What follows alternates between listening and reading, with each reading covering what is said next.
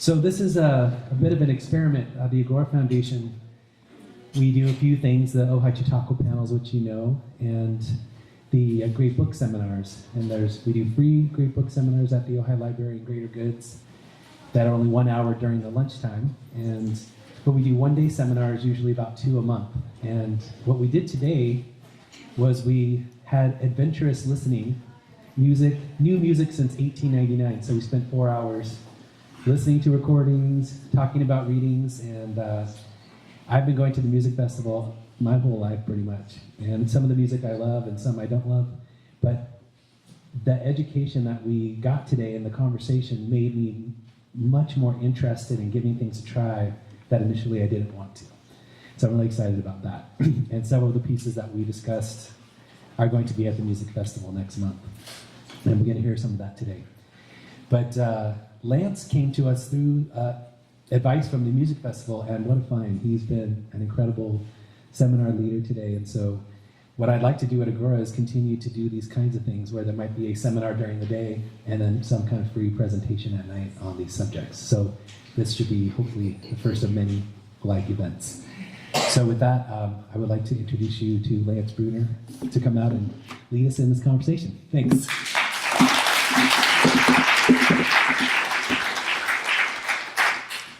Thank you so much for coming. It's a great pleasure and privilege to be here. I've only been once to the Ojai Festival. It's a little distance from Kentucky, but it's well worth the trip, and I'll plan on being here for the festival in 2 weeks. I want to thank Andy for his gracious invitation and hosting and incredible problem solving, since there were a lot of technical issues which he's a superhero, managed to solve, and Laura Walter for her kind invitation and connection to give us this opportunity. I'd like to begin with my gong. I have to support it. But I've been using this gong. I mean, I'm also a meditation instructor, and but it's slowly made its way into my classroom, and I've discovered that when I ring it and invite the students to listen as the sound goes into silence, they actually quiet down and listen.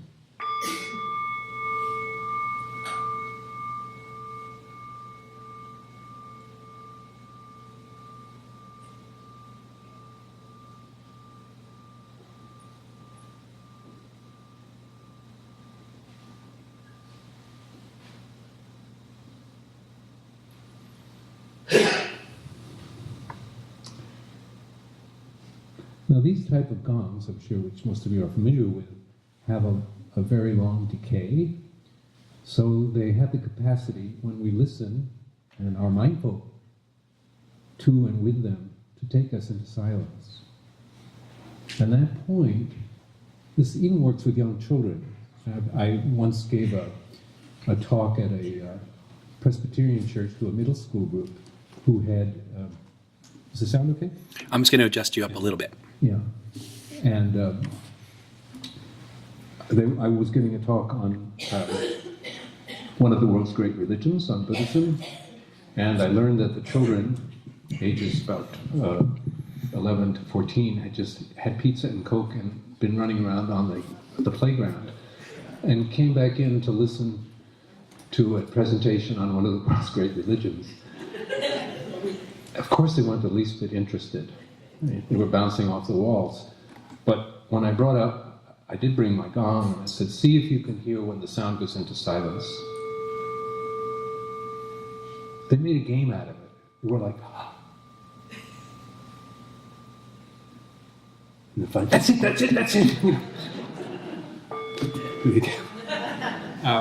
I thought the presentation was a waste of time, actually. And the teacher at the end said, thank you so much for this presentation. Where can I get one of those gongs? This is the best they've ever been. Hint, don't give them pizza and Coke and have them run around. But listening really is no laughing matter. It's really a profound practice to listen. And so Andy initially invited me to say, well, how to listen to new music? And I thought, it's a little pretentious that I know how to listen or how to tell you to listen to new music. But we can talk about listening and what adventurous listening, what the Ojai Festival has been about for 74 years.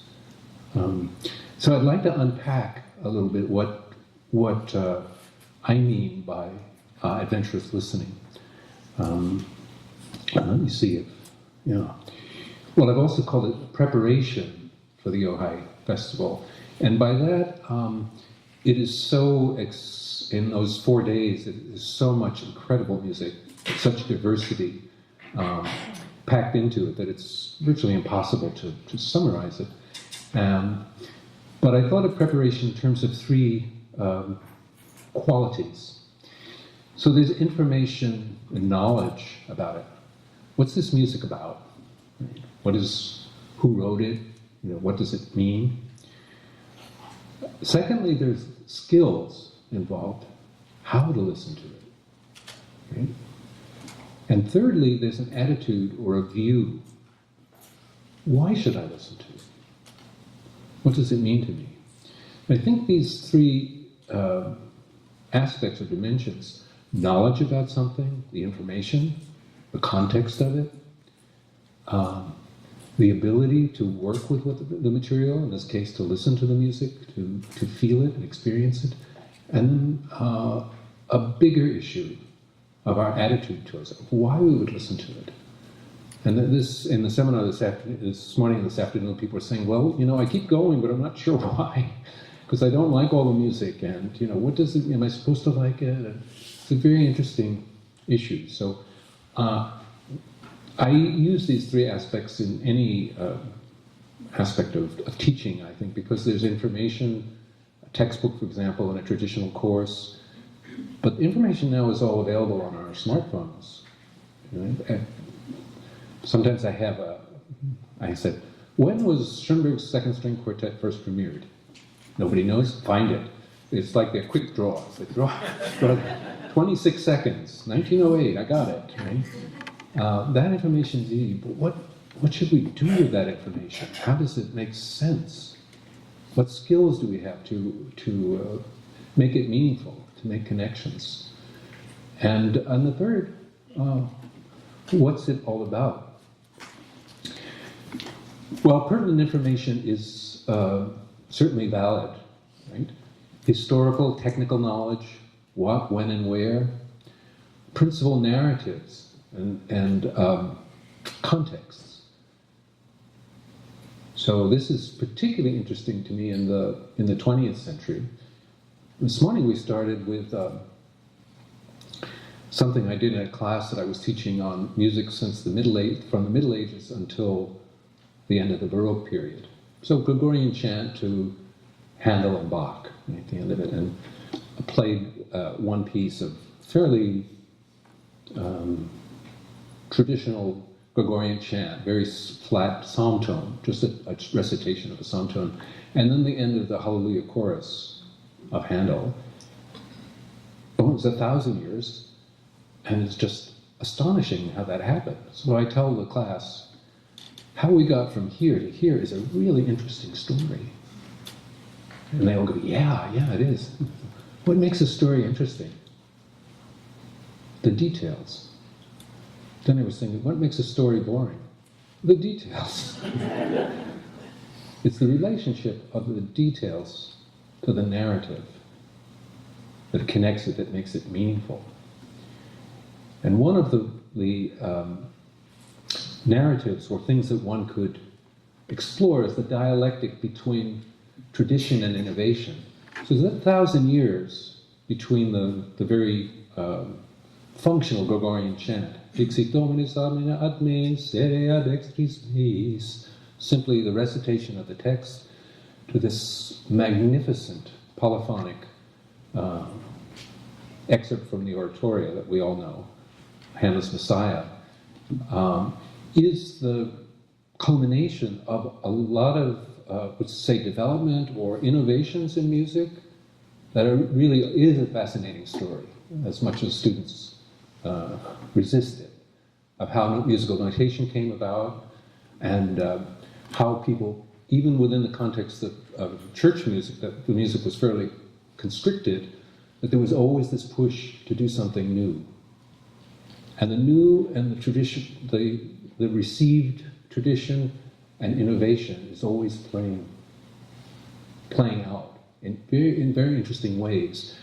Well, that was a 1,000-year period, you know, and as we come closer to the 20th century, things seem to accelerate. The new challenges tradition, things change quickly, and then in the 20th century, my goodness, you know, I mean, in our lifetimes, you know, I'm just think about the digital revolution, or from 1900, airplanes, automobiles, you know. Now what's up? Space travel and so forth. So that dialect is really interesting to, I think, to look at historically, but also how it plays out now. And I think the festival is kind of a way of appreciating that. And the programming actually is brilliant in that it works around some of these turning points. So if you look over the program, what Barbara and the committee has worked out of what to perform, there's a lot of music from the beginning of the 20th century, Schönberg, Debussy, Stravinsky, early composers, and how they relate, those early modernists relate to living composers, contemporary composers, is really fascinating. But I'm not going to talk about that much. We had the luxury of 4 hours, which went pretty quick, I think, this morning, this afternoon. But I think that the website is really wonderful if you haven't dipped into it for the festival, because the programs are listed, there's links to music. So your preparation in terms of this kind of knowledge and information, you can explore through the website. Right? And I'll point to that later, but it's really very well done, and it's there for us to have some familiarity with the music, so that when we hear it, we're rehearing it. We're hearing it both in recording or YouTube or some videos, and then live, which makes it really come to life. Skills. Adventurous or deep listening. So the actual through point of this talk, and even the festival, is adventurous listening. Right? Adventurous, what does that mean? Taking a risk, really. Making something exciting. I need some adventure in my life, right? Not too much, but things are pretty boring like this, right? As human beings, we have this tendency to want, to get bored in a way that we need to do something different. Right? And I want to unpack that a little bit.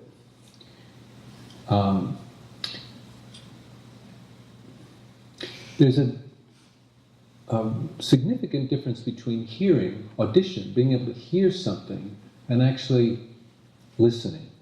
Right? Although those words are used some synonymously, listening really is a volitional practice of actually being present with something, being completely open and taking it in and making sense of it. I wanted to. This afternoon we did a sonic meditation, a practice of deep listening. We'll talk about, maybe we could do a little bit of that. Stretching ears and body. Attitude in view. This is something that,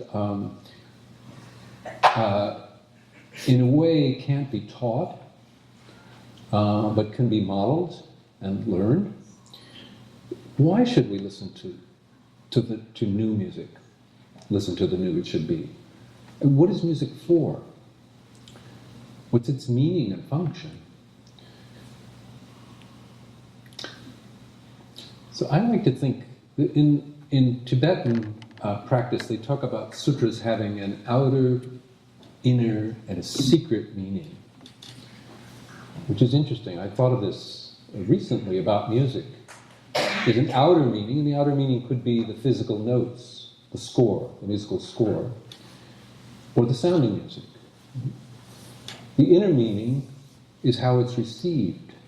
Maybe it's the energetic or the emotional response to that music. And the secret meaning is up for you to discover. It's interesting to pose that to students without telling them the answer. What is the deeper meaning? What is the secret? What is your secret? Interesting. It's interesting to leave it open, right, to what music can mean. And in some way, giving it voice, giving it expression, putting it in language, distances us from the secret. But there is a secret, there is magic, there is something special when people are listening. When we listen to the environment, when we're open, when we listen in the presence of others, to others, when we listen together. There's a power in that, right? There's a real power in live music, with live people listening in concert, drawn together by sound.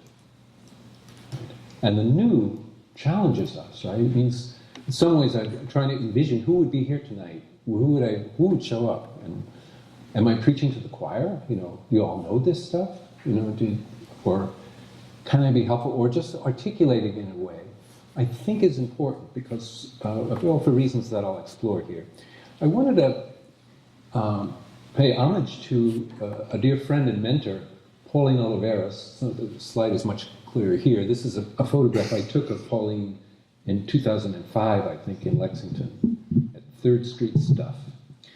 And how many of you know Pauline Oliveras or her work? I don't know if she was here. A couple, yeah. Pauline was born in 1932, and her instrument actually is accordion. She's an accordion player, a specialist and multi-instrumentalist, and a founder of electronic music. And, when she was a young student in 1952, I think her mother gave her an old Wallensack tape recorder, which was a reel-to-reel, and it was, maybe you've seen, they're museum pieces now, but reel-to-reel, put it on her windowsill in San Francisco, and taped the recording, recorded the traffic. And she said when she listened back to it, she heard sounds that she didn't hear when it was recording, even though she was present. And she said, you know, the tape recorder is a better listener than I am. So she said, I am going to make listening my practice 24/7. Always be a listener, deep listening. And she was a model of that. This is really fascinating. Her work is an extensive catalog.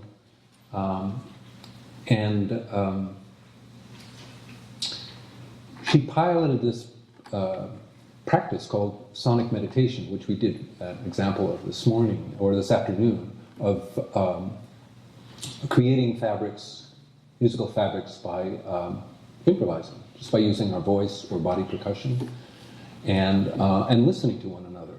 Something magical often happens in that state, where you're listening to yourself and you're listening to others and making something together. So Pauline, actually throughout her life, she died about 3 years ago, cultivated a global community of deep listeners. You should look at her website, or you know that there were a couple of international festivals, a celebration of deep listening. It was so wonderful to be there in this community of people from around the world, actually, all sorts of musicians and people who work with music, and just listeners. You know, we're all musicians in that sense, of listeners. And you see the power and the love that manifests through that practice of listening, of being witness. I was thinking of that in the website.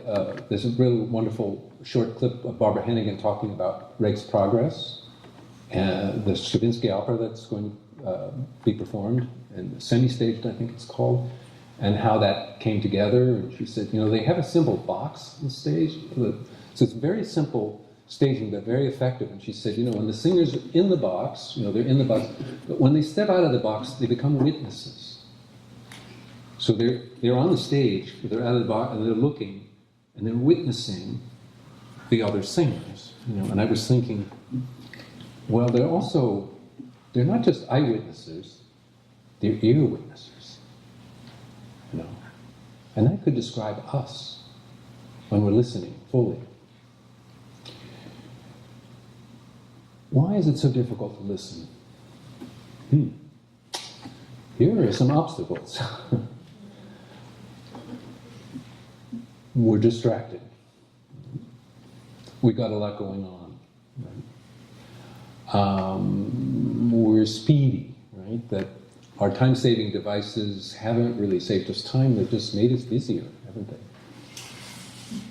For most of us, I know my students, my students are exhausted and depressed from just having so much to do and keeping up on social media and whatever. Education. How could education become an obstacle to listening? Actually, thinking about music is not listening to music. It's thinking about music. So what's taught in music schools are the skills of performing and listening. There's courses in ear training for people, which is identifying intervals, being able to take dictation and to hear but there's also a tremendous amount of judgment involved. Because if you play a piece on the violin or the piano yourself, or have a favorite recording of it, or someone who plays it beautifully, you're almost automatically judging another performance, another interpretation against your favorite. It's very hard, particularly for music students, not to be judged, not to like or dislike or to say, I love the way they phrase that, or I don't like that, That all kicks you into something, some other part of your brain, right? The cognitive part, the other side, right? That's not directly perceiving. Now, what I find interesting is that sometimes riveting performances, really deeply felt performances, do knock us out of our thinking mind. We're not thinking, we're just listening, right? But we can meet people halfway, right, by our practice of adventurous listening, right, of dropping the thought, using it as a kind of meditation practice. In traditional mindfulness practice, we work with the breath, and when thoughts come up, we sort of recognize them and let them go, or label them thinking and so forth, and just come back to the breath. You can do the same with sound. Just come back. Interesting to watch audiences drift off to sleep, or be wandering or taking a look at their phone or something during a performance, right? So easy to do, right? So seductive in a way. And how the practice of staying present with the sound is pretty radical and pretty rare, I must say. So I teach, I've taught a number of programs, mindfulness practice with opera singers and other musicians, and it's really interesting. It's like a revelation to them that they can just drop what they've learned and not be thinking about it and be completely open to listening. Right? Intimidation is another obstacle. I don't know anything about music. You hear that all the time. I heard it this morning. I don't really know anything about music. It's not true, I'm sorry to say, to dissuade you of that. One proof of it I had is a colleague who was coming with a string quartet for a performance, and the violist hurt her back and couldn't come. And he said, I'll put something together for you, don't worry. So he came with he's a violinist, the other violinist and the cellist, and they played music that was more playful, and there is a recording an arrangement of the Bach double concerto for two violins. It's for two violins and cello. And in the middle, I think it's by Gidon Kramer, the violinist Gidon Kramer, who he kicks it into a bluegrass rhythm. Right, so all of a sudden it's Bach, and then all of a sudden it's this really syncopated. Everyone in the room laughed. Everyone got the joke. Everyone understood that something radically different had happened. So they understood what happened. They just couldn't describe it in technical terms. If you can feel music, if you can be present to music, whether it's familiar or new, whether it's difficult and penetrable or pleasant, if you can relate to it and be present to music, in some important and profound way, you understand it. One of music critics was reviewing a book a German book on rock music, called Die Geschichte des Rocks. You know, imagine a German thorough examination of rock. And the reviewer said, "I shudder to think of the days when rock music will be dissected in the lugubrious morgues of graduate student seminars." That phrase haunts me. Is my seminar a lugubrious morgue? Oh my God. To take a living thing, you know, as if it were, you know, dissected and not that there is value in analysis, but that the goal of it really is a deeper understanding, a closer relationship to the actual lived, felt experience, and not a substitute for it, which is easy to do. The omnipresence of music, it's hard to get away from, isn't it? I mean, even walking down the street, there's somebody with a blaring fancy playback system in their car. If you're on hold for whatever, for Delta Airlines or your bank or something, there's somebody's chosen music to punish you with, right? How many young people do you see jogging or running around or on skateboards with earbuds, damaging their cilia and ears, right? It's so easy and so omnipresent that it's become cheap and that people don't listen to it. Music, for example, everywhere. Judgment, I've already talked about. The other senses, somehow, like seeing, the gift of sight, often in a way dulls the sense of hearing. If you close your eyes, and it's interesting that just closing your eyes tends to turn the volume up on our hearing, because we've got one sense. So to orient now, we're orienting through audition, through our ears. Right? And ears are pretty good because they work 360. Eyes are just working right at this way. Very interesting to... there's an interesting book by Seth Horowitz called The Universal Sense, How Hearing Shaped the Brain. Many neuroscientists study vision, and a few study optics, and he's one of them. So let's just take a moment. The Vietnamese Zen master and peace activist Thich Nhat Hanh, who's now 92 years old, has something called the bell of mindfulness. And when he hits it, or he doesn't even say hit, he invites the gong to sound.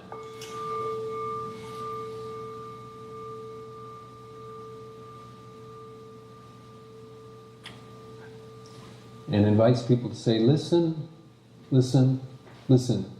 With this wondrous sound, I return to my true nature.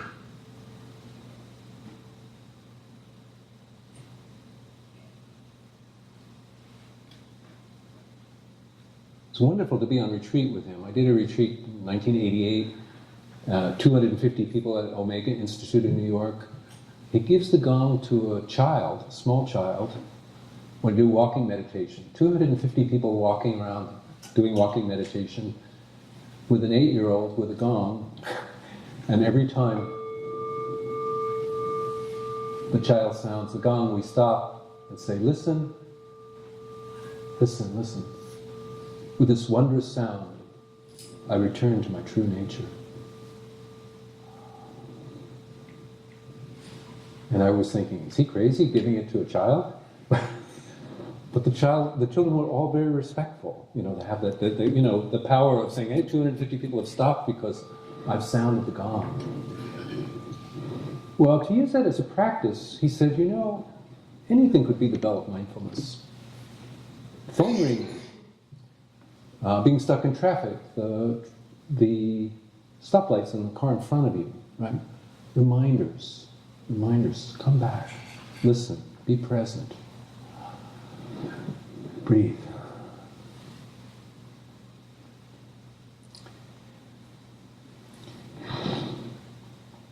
The third area I think why some people are baffled, disappointed, confounded maybe with new music, not understanding it, is because they come with assumptions, maybe that they're not examined, of what music is for, how they use it. And I think these questions are really valid, worth having as contemplative questions. What does music mean to you? What does it mean to me? It should be, how do I use it? How does music use me? If you're not conscious of it, then someone very clever is using music as a way to manipulate us. What would adventurous listening look or sound like? So here I'd like to introduce, I think these are really valid to see, because one of the reasons that people maybe are disappointed in listening to music is they come with certain assumptions or expectations of the music which become really obstacles to it. So I introduced this earlier today. I think this is worth contemplating, and it's a useful guide, a useful skill. The three circles, they changed color up there. The orange one should be red, but it still doesn't matter. The first circle is the comfort zone, the second is outside the comfort zone, so it's irritation or discomfort. The third circle is panic, shutdown, right? So they're very, very crude and simplistic design. But when you start asking questions, where do you want to be? And if you say anything other than one, I don't believe you, actually. We want to be comfortable by design. We don't want to have experience pain. We don't want to be insecure. Right? And at the same time, it's impossible to be comfortable all the time for reasons that I hope are obvious, that we'll go into. So when we find ourselves outside the comfort zone, we have three choices. Try to get back home to one, freak out, or stay. So this is a contemplative tool. How wide is your second circle? How are you with discomfort or uncertainty or irritation? Maybe that's a good question to ask now.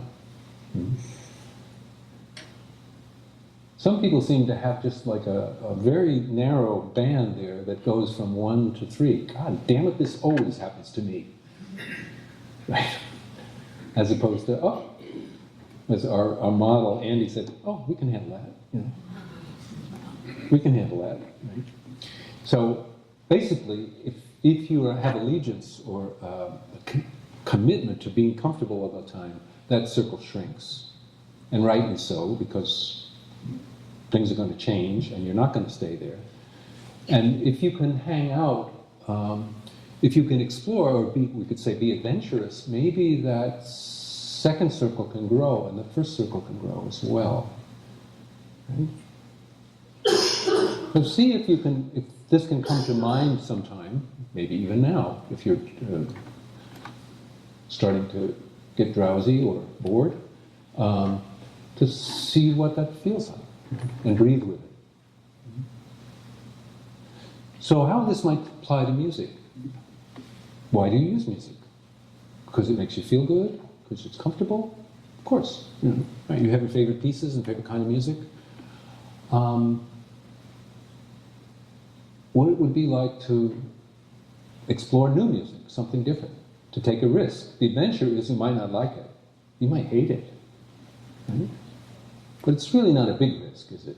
Because what do you got to lose? The price of your ticket? You could always go to the third circle and leave. I know people do that. Some composers even think it's not a successful piece if no one leaves. I think they're to challenge that, right? You look at it as a badge of honor that people have left in indignation. So I think, seriously, contemplating this, we can meet the unexpected with some kind of, adventurous glee. That there's going to be something different, something fresh.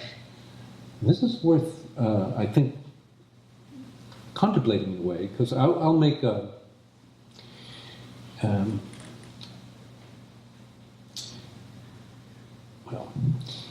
a little story. I heard a man named Harmon Brough give a talk shortly after his golden wedding anniversary. It was 50 years golden. And he was telling the story that one of his sons, he had 3 sons, said, "Dad, how can you stand to look at the same woman over the breakfast table every morning for 50 years? And Harmon said, "Are you kidding? She's a different woman every day." And I thought, well, yeah, thus are we all, really, aren't we? We're all different every day. But we get familiar, right? And the old image of, of a person not looking at their partner across the table because they're looking at the newspaper, or just, I know her, I know him. He's so-and-so. We put people in categories, right? So even hearing a piece that you've heard many times could be approached with that kind of freshness. It's a different piece every day. Something has changed. Something is new. And something continues. So just a little bit more on one of my favorite passages with respect to this is from Miles Davis's autobiography. Maybe you know it, but on page 3, right? It says, "The very first thing I remember in my early childhood is a flame, a blue flame jumping off a gas stove somebody lit. Might have been me playing around with the stove. I don't remember who it was. Anyway, I remember being shocked by the whoosh of that blue flame jumping off the burner, the suddenness of it. That's as far back as I can remember. Any further back than that is just fog, just mystery. But that stove flame was as clear as music in my mind. I was 3 years old.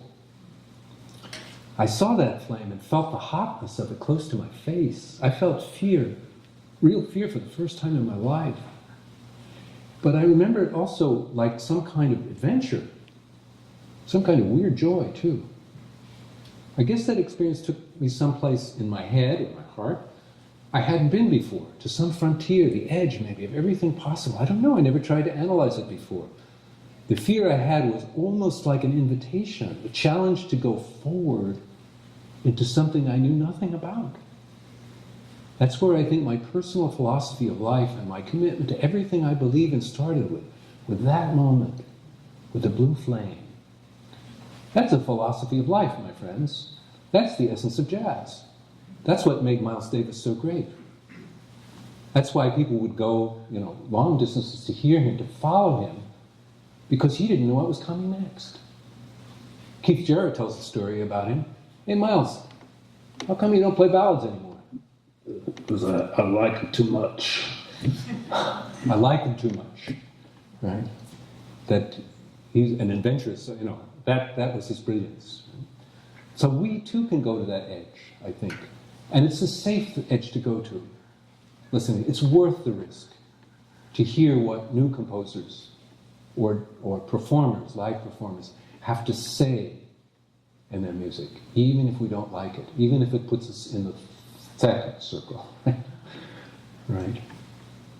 It's a risk worth taking.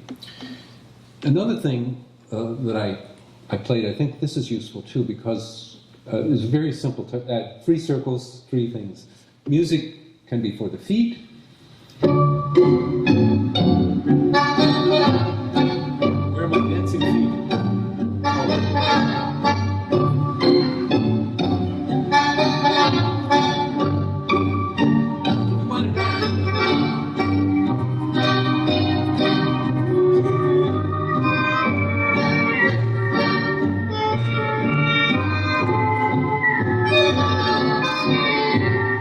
So much easier without a partner, actually. But you want to move to this music, right? Right, of course, because it's dance music. It's for the feet. It could be for the heart. Right. Could be. Oh, it's Chopin. Oh, I love Chopin, don't you?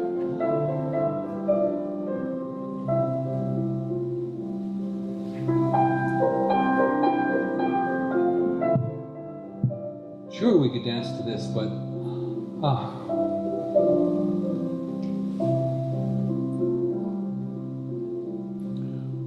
or music could be for the brain.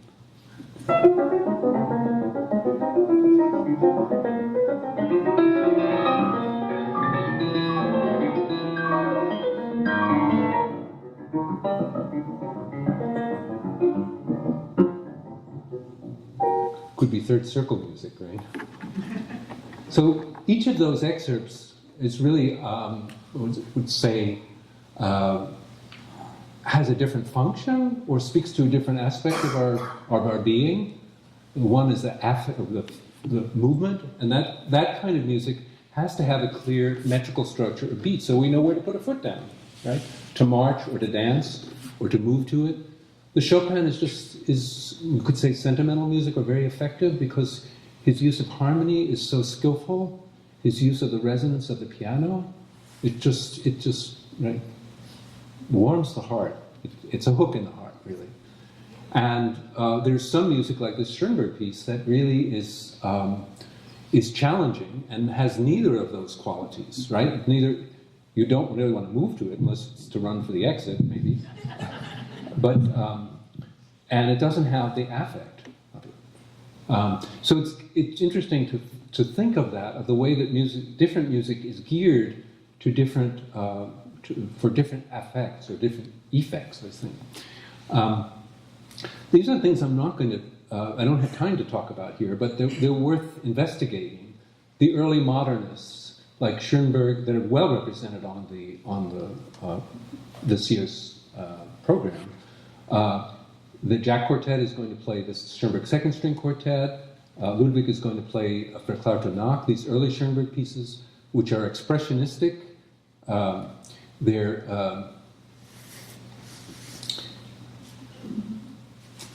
fierce in a way. This is time in the early 20th century when, before the First World War, that composers and artists were just spilling their guts after Freud, and that like the unconscious, it was just get it out there, right? Really fierce, challenging music. Whereas across the Rhine, Debussy was writing music that was completely different at the same time, was writing music that had a very different time sense. I don't have time to play, I think you probably connect to some of Debussy, but then there were these different currents running at the same time, these amazing pieces. Sarangs, for example, is going to be on the festival, and some songs. This is a little clip of a gamelan. I think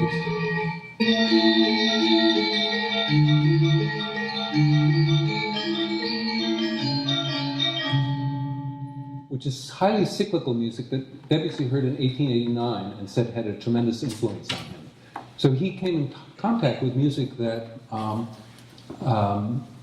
was non-linear in a sense. It wasn't moving from A to B so much. It was more like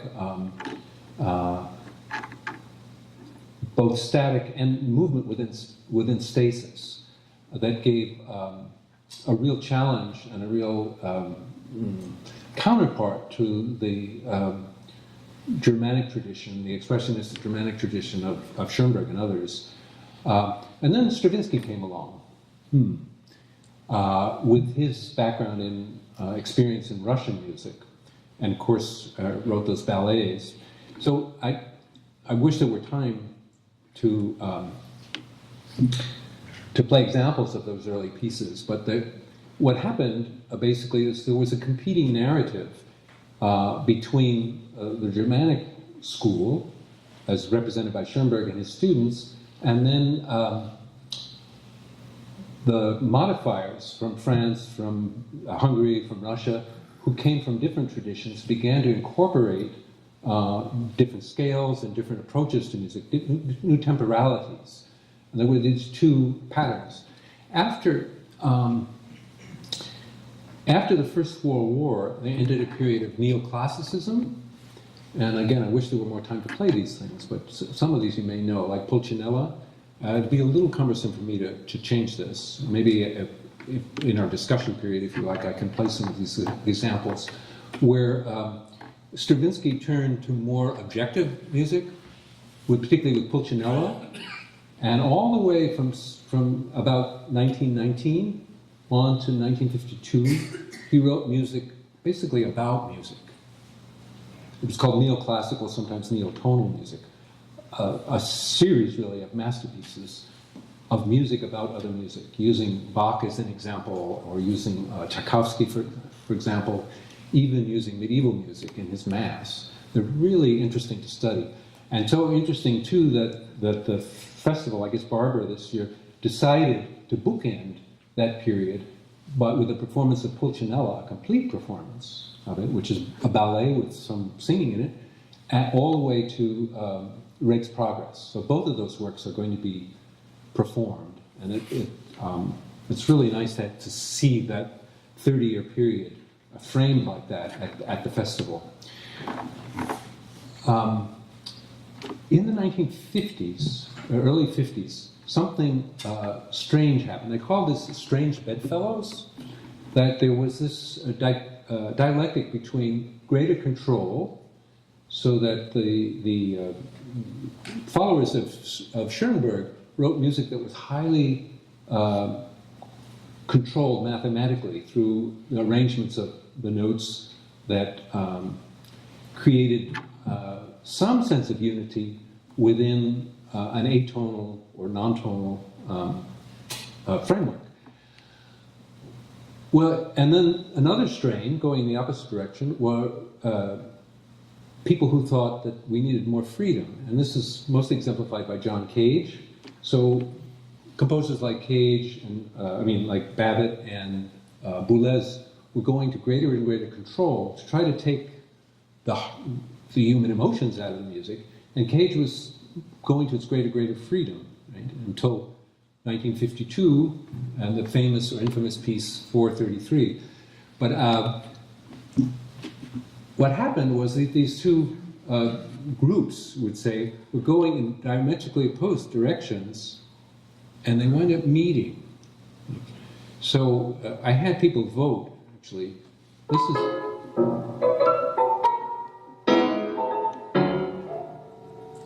Is this piece highly organized or random?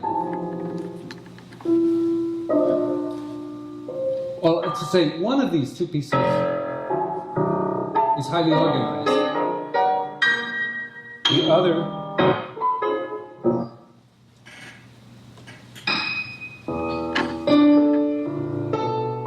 was done by throwing dice or accidentally cheating. Can you tell the difference?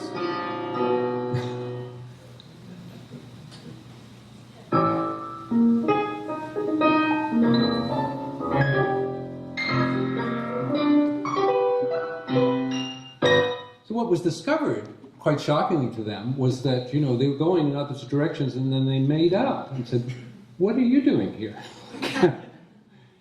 Because when music is so information-laden, it's so complex, the organization was on such a high level, it's beyond human perception.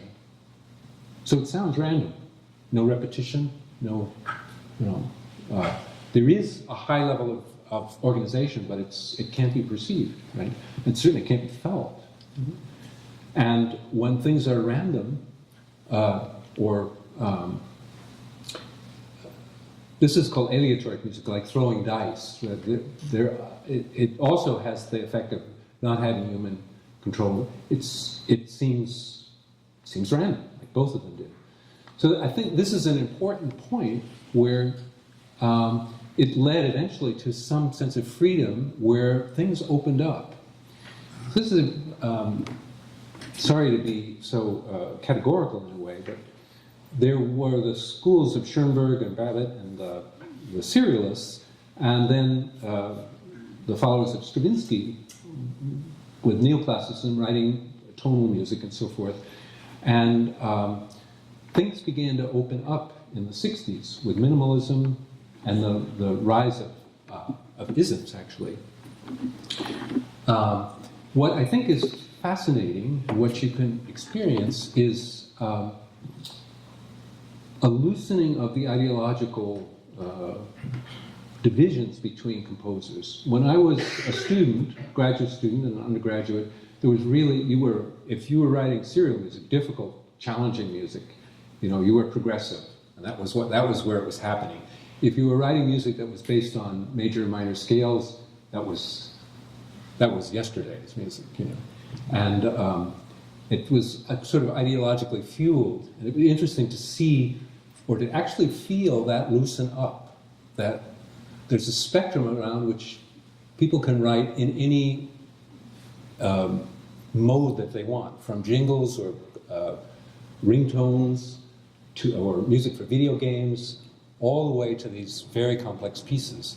But what the revelation dawned, that if you're writing music that's this difficult, don't expect people to, a broad audience to accept it. That it led in a way to an isolation. Schönberg said, if it's art, it's not for all. If it's all, it's not art. So he's, in a sense, built a little prison around himself. If something got popular, this had a long shadow to it. If something were popular, it couldn't be art. So when Philip Glass, for example, did a Cutty Sark commercial for The New Yorker, it's like, oh, he's too popular, right? That's really interesting. And somehow that loosened up in a way that people were free to write anywhere on that spectrum, but and audiences were free to enjoy anything or to not, But it's quite an interesting thing. I want to show one little bit I showed this morning too, that kind of speaks to this opening up or postmodernism. It's a little clip from an interview by George Crumb on West Virginia Public Television. Let's see, I don't know if I can make it. No, it's big up here. Somehow, what's going on here? Could you turn your volume up? It's up all the way. Oh, it is?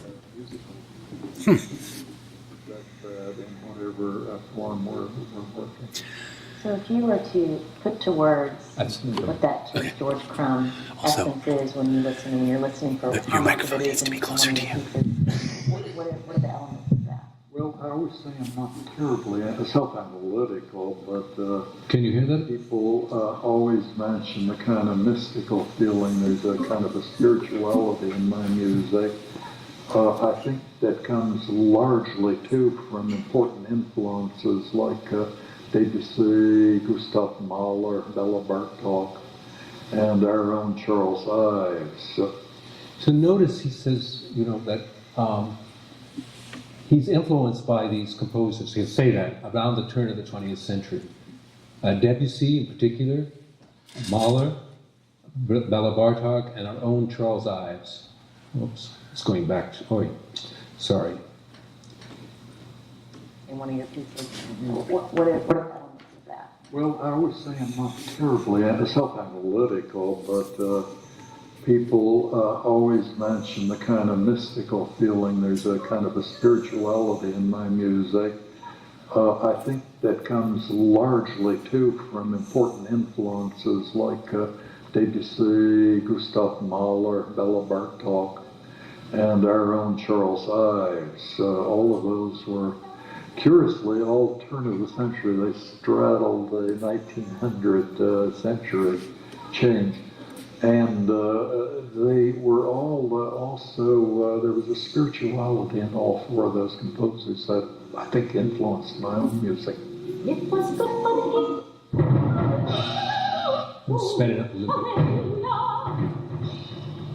bit. It's interesting how when I'm asking about your music, this is important. So much of what you're talking about is other music.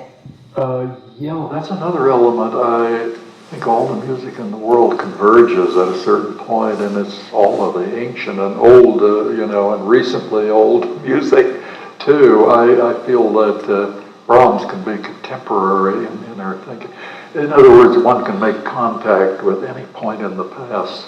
I guess you'd call that kind of postmodernist. And I would have to describe myself as in that category. I think all the things in the world, there's something Hindu about that, that time really is circular. and it can intersect, any past thing and project future things even. So that's my own philosophy, that almost nothing is unimportant, anything can be referred to obliquely or directly. Any moment in the past, any moment in another style of music other than your own culture, for example. So, yeah, those things always seem important to me. Yeah, I think it goes on as a really important and very succinct summary of what is possible. And the reference back to earlier music, I think that's why it's important. If you read Alex Ross or the reviewers in the New York Times or different critics reviewing a new piece of music, they're usually referring to it in terms of whether there's an influence of Debussy or the only way of describing it is seemingly its context and its roots. So I think the programming is brilliant in the way that they program these early roots of early modernist and contemporary music.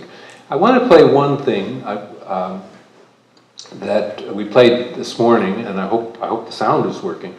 This is another play on using old music or former music in a way that makes it new and makes it radical. This is a piece by the Norwegian composer Knut Nystedt, who took his harmonization of a Bach chorale melody and created a new piece of it simply by allowing the 5 parts of this chorus or choir to hold the notes different lengths. So group A holds the notes, each note for 4 seconds, B for 6, C for 8, and so forth. And so what happens is that you hear the original harmony. Here's the piece. Let's hope it plays.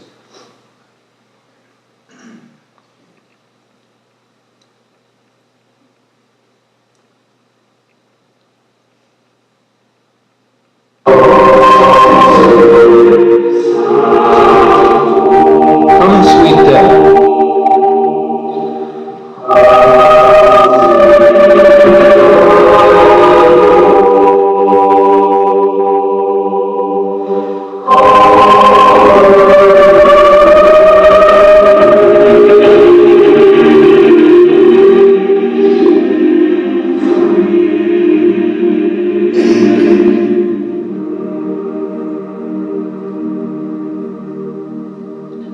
So 3 simple, straightforward phrases. Listen what happens when they're attenuated, staggered.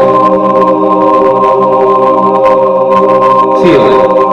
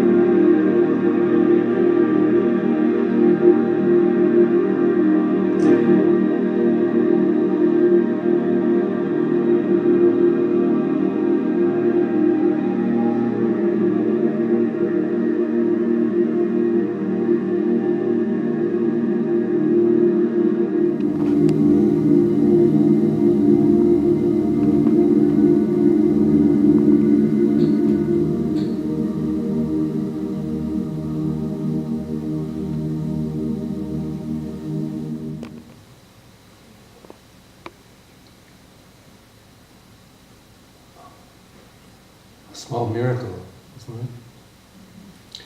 Out of simplicity, like Bach itself, Bach's music was able to take something simple like a scale and produce with a simple shift of rhythm something incredibly complex. So there's something that's both simple and incredibly complex about this, right? Because they're changing at different times. You're creating sound masses from a particular chord and goes into this, so the whole sonic space is filled, vibrating with these voices, changing at different times. And then, in a very satisfying way, coming back to the chord, finally reaching it. You know, there's something, as I said this afternoon, when I heard this live performance a couple of years ago, I felt like my molecules in my body had been rearranged. There's something had been cleansing or something. I just want to say a few more words in closing, and sorry not to have more time, or maybe to use the time better. Things are so wide open now, so free, so messy, so wonderful to explore. Now, there's this database. It was called the Database of Women Composers. Now it's Composer Diversity Database. There are 3,277 women listed in this database. Shockingly, 2,786, or 85% of those women, are still alive. So this says a lot about the history of patriarchy, doesn't it? I mean, how few women were afforded the opportunity to express themselves through composition earlier on. I mean, there's Hildegard von Bingen way back, right, in the Middle Ages. But and this website, if you take a look at it, many, or I don't know if all of the women, living women, have websites, and they're really interesting to explore. I mean, just, you know, pick one, go through the alphabet, and make sure you get to Z, because Pamela Z is a really amazing performer. I'm not sure she's been at the festival, but a vocalist, uses electronic things. I wanted to close, as I noticed in an auspicious bit of, auspicious coincidence, there's been several articles written about Taishon Sori, who was here at the festival 2 years ago, I understand, and he recently won a MacArthur Award, a Genius Award, this year in the 2009 recipients. There's a wonderful review of his music in the October 22nd New Yorker by Alex Ross, who's a really fine writer about music. And as I was reading it, I pulled out some of his passages here in describing Taishon Sori's music. Here they are. There's something awesomely confounding about the music of Taishon Sori. So this is a critic writing. His music eludes the pinging radar of genre and style. It's hard to categorize this music. Is it jazz? New classical music? Composition? Improvisation? Tonal? Atonal? Minimal? Maximal? What's the story, Sori? Right? As a composer, he is unpredictable to the point of being unnerving. Right? This is, the critics want to put people in categories, right? Want to make it understanding. He continues. What happened? This goes backwards now. Let me do it this way. His new 3D set, Pillars, discombobulates the critical mind by resembling neither jazz nor classical music. Sori is more often a poet of quiet, conjuring a sense of limitless space. His hyperkinetic inventions counterbalance with studies in meditative stillness. And he concludes finally, where Sori will go next is impossible to predict, but I am prepared to follow him there. Interesting, because what he noted in Sori's music is, despite his change in styles all over the map, there was still a voice, a consistent voice in there. The same as Stravinsky changed styles from different periods, or Picasso. there was something that was always Stravinsky about it, that George Crumb referred to it as the composer's DNA. And that is both amazing, that people can change their outward style and still speak with the same voice, their authentic, their true voice. So I note with delight on the website, when it introduces this piece, the Jack Quartet, which is one of the critics raved about this amazing quartet, and I think they've been here before, but they're going to be here. They're going to play this piece, Everything Changes, Nothing Changes. And I thought that both Ross's review and Sori's music itself is indicative of our current situation of music, that there's all these possibilities. And in the website it says, be prepared for an unexpected Zen moment. And I thought, well, that's a koan if I've ever heard one. How do you prepare for the unexpected Zen moment? Well, I think the answer is in adventurous listening. That you don't have to wait for these incredible musicians and a particular piece to create a Zen moment. It's available anytime. Anytime we choose to listen.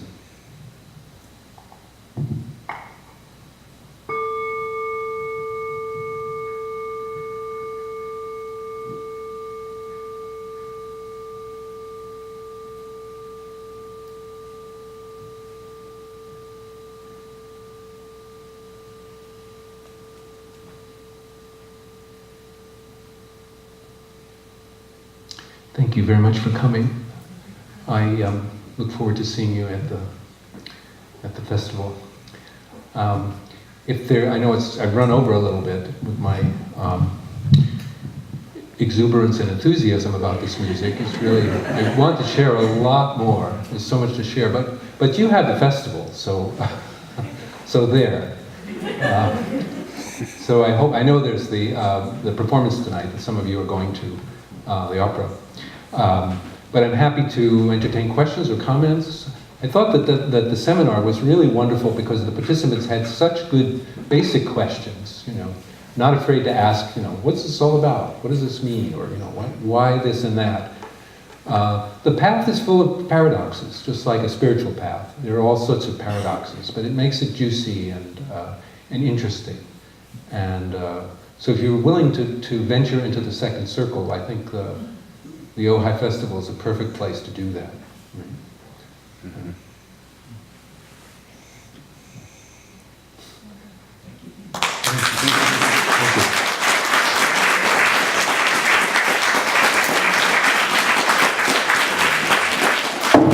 Thank you for listening so deeply and so compassionately. I'm always available. I love dialogue and connection, and there's so many neat things that we find, and it's nice when a friend sends you, discovers a new piece or something that, or a new review. There is a lot written about music, but much of it is not particularly good writing. Of course, the New Yorker has some of the finest writers, and Alex Ross is one of the best writers, but there are a number of blogs and writers. A relatively new book by Tim Rutherford Johnson called Music After the Fall, New Music Since 1989. There's a really wonderful book of trying to gather, these really thousands of pieces that are very disparate into some kind of cohesion, right? And he can't be completely successful, but it's wonderful. He grew out of his blog, New Music blog. He's in England, and there's just so much to discover there. So please don't categorically think that all new music is dissonant and impenetrable. It's really a treasure field of diversity and interest and communication, right? So, very grateful to you all. Thank you.